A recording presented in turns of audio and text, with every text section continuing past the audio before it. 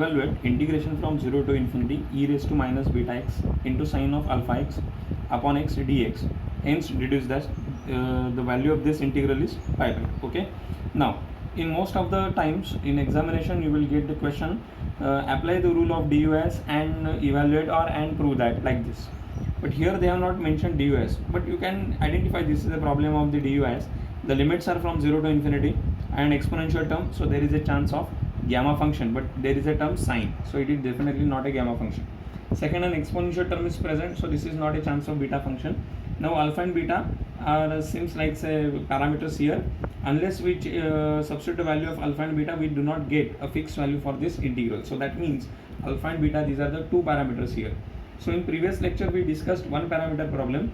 In this lecture we are going to discuss two parameter problem. So this is a problem on the two parameter.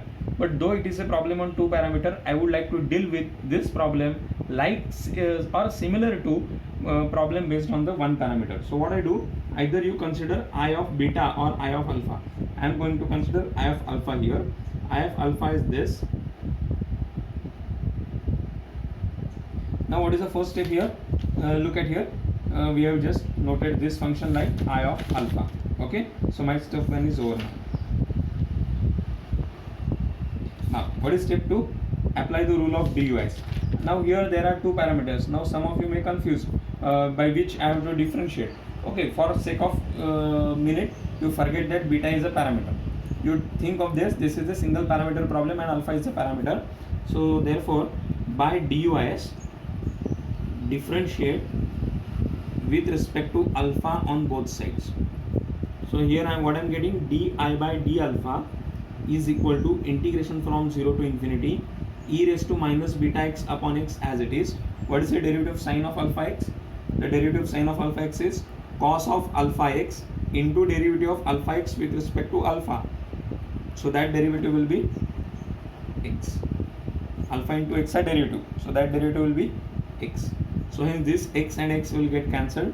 So what I am getting, this is integration from 0 to infinity e raised to minus beta x into cos of alpha x dx.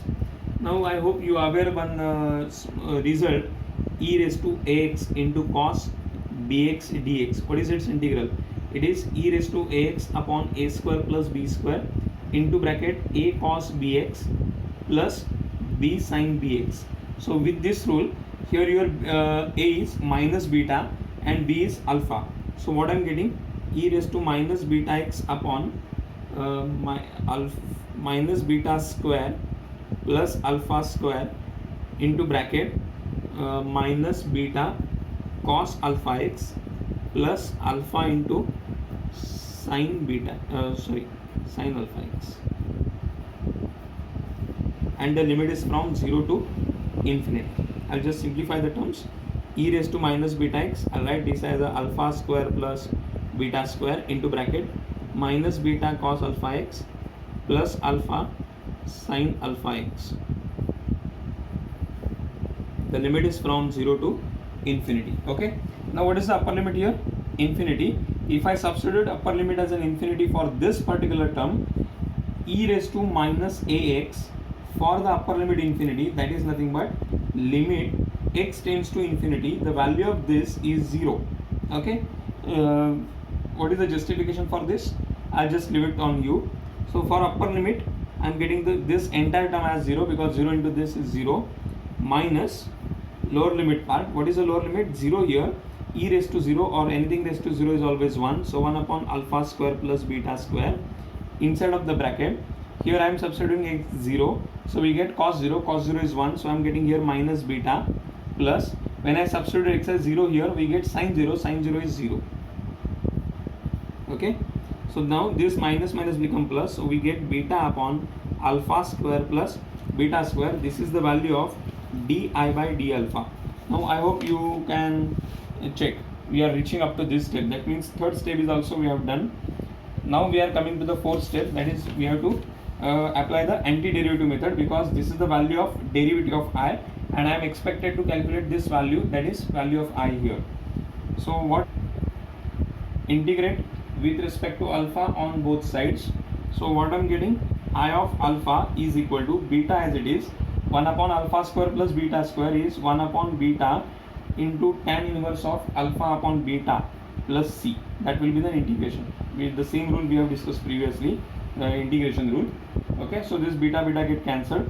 So what I am getting, I of alpha is equal to tan inverse of alpha upon beta plus c. Now again same, we have to determine the value of c here. Now what to do? Now you have two choices.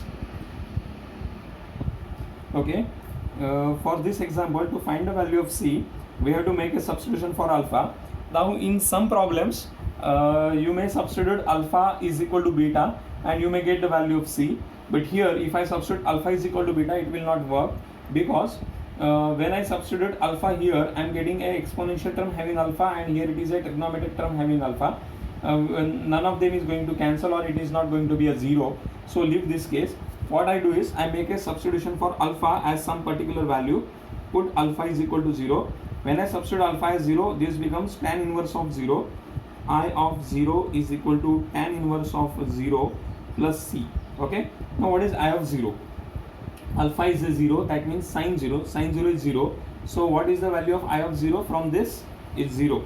And what is the value of tan inverse of 0? 0. So what I am getting, c is equal to 0.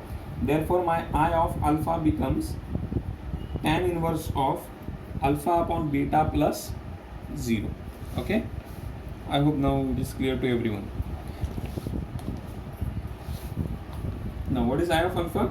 It is integration from 0 to infinity e raised to minus beta x into sin alpha x upon x dx is equal to tan inverse of alpha upon beta. This is the value. Now further we have to derive the value of this. Now you can compare them. Here exponential term is present, here it is not. So if I substitute or if I make the power of exponential as 0, I am getting e raised to 0, which is to be 1. Okay, so for that what I am doing, put beta equal to 0. When I substitute beta equal to 0, it is integration from 0 to infinity sin of alpha x upon x dx is equal to tan inverse of alpha upon 0. So that will be treated as an infinity, and tan inverse infinity is 5. So this is what we get the result. So you can solve two parameter problems in this way. The steps are same. Only thing is, for this substitution, in some cases you have to go for alpha equal to beta. In some cases you have to make some particular value substitution. Thank you.